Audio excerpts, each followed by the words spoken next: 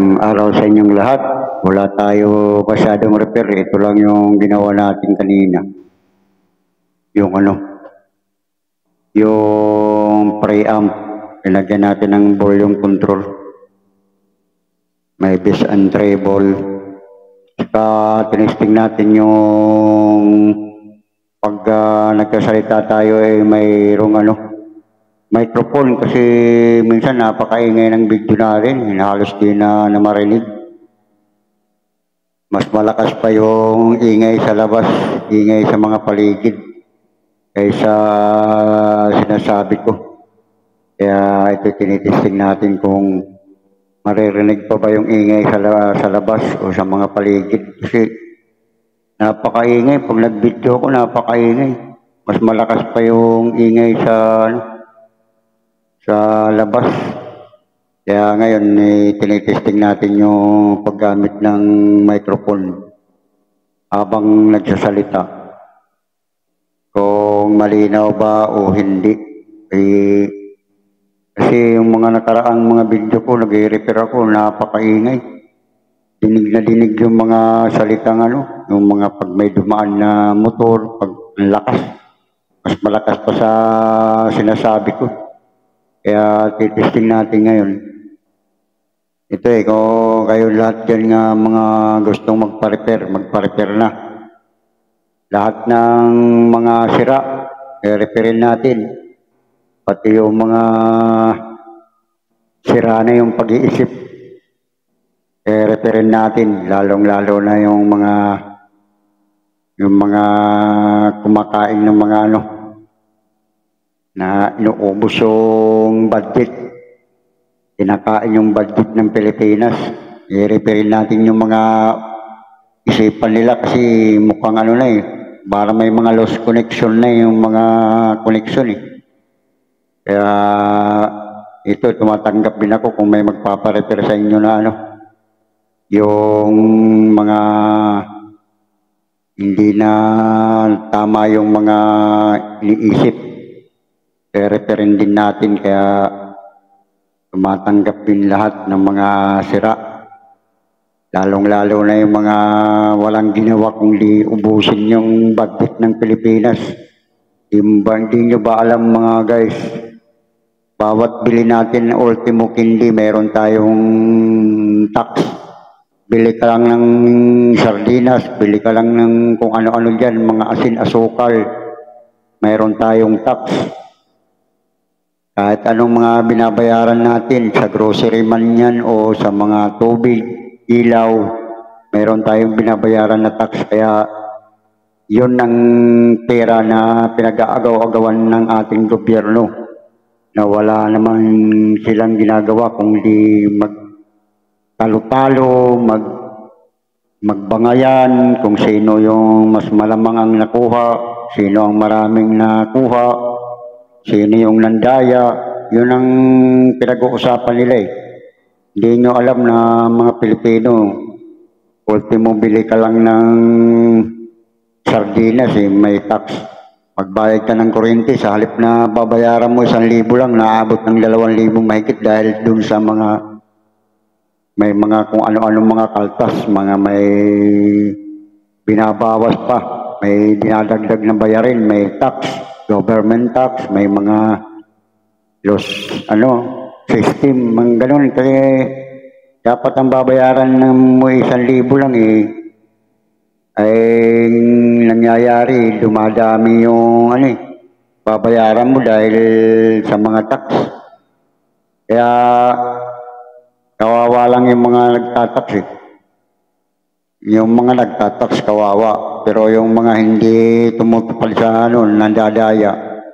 Alam mo ba yung may mga negosyo na may mga resibo sa BIR? Oras na hindi ka inisyuhan ng resibo, ibig sabihin, nakakalusot na sila sa tax kasi doon binabase yun sa tax, yung tax nila, doon binabase sa resibo na binibigay ng BIR. Kasi ang alam ko lang yan, yung resibo na original, nakarecord sa BIR yan. Oras na nagamit mo yung resibo, halimbawa isang booklet, oras na nagamit mo yun, bibilangin yung kung magkano ang nilagay mo doon sa resibo, halimbawa may bumili sa'yo 1,000, 2,000. Kaya yung iba hindi nag-resibo eh. Yung ibang mga, lalo na sa mga napapansin ko sa mga bilihan, isa na doon sa mga hardware. Pag hindi ka humingi ng original resibo, hindi ka bibigyan eh. Bibigyan ka lang yung mga nabibili sa kanto, yung pinapaprint lang na resibo. Hindi ka bibigyan ng original. Yung ibibigay lang sa'yo, yung mga, ayun, pangalan, address, tapos kung ano yung binili mo, yun lang. Hindi ka bibigyan daw sa original kasi oras na binigay nila yung original na yun, tapos nakabili ka ng 2,000, may tax yun. May tax sila doon. Bukol doon sa tax natin, kasi tayo bumibili lang, diba? Bumili ka sa hardware. Bumili ka sa hardware ng halagang 200. Ano yun, dapat wala pang 200 yun. Kaya lang umaabot sa 200 kasi meron tayong tinatawag na IBAT, yung tax. Kaya minsan, bibili mo lang ang presyo lang ng bibilin mo eh, 100 eh. Minsan nagiging mahigit 100 kasi may tax yun eh. Kaya yung iba, hindi nag-resibo ng original dahil iwas sila doon sa tax. Kaya bibigyan ka lang ng resibo na hindi original. Kaya yun ang mahirap. Tapos ngayon, yung mga tax natin, pinag-aagaw-agawan lang nila.